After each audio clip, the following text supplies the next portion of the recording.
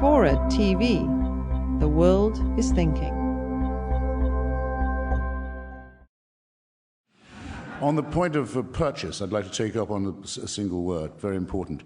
You wouldn't say, would you, that the United States has no purchase on the government of Israel? No, I wouldn't. No.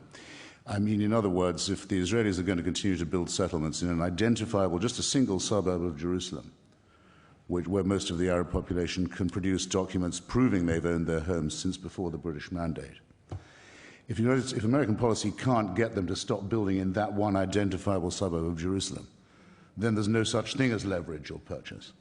And Obama went to all the trouble to point out that this is a terrible thing. He should have said more than he did, in my view, that it's theft as well as an obstacle to negotiations, and then walked away from that.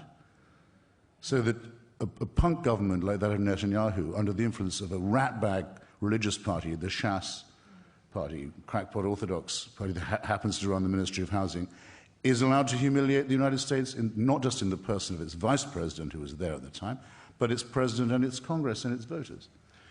And immediately the president backpedals, and now he's being attacked by some leading American Jewish organizations as being, in principle, anti-Israel.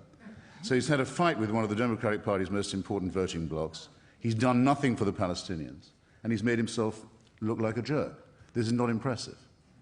But when was American policy in the Middle East impressive?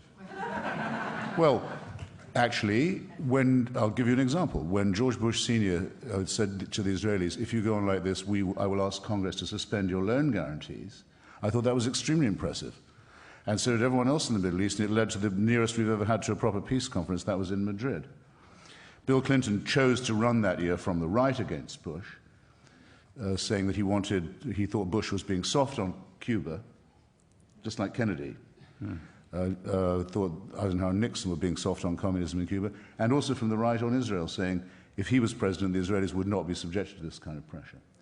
So the last time that there was an impressive American policy, it was a Republican administration, and it was undone by the hero of every liberal in this room.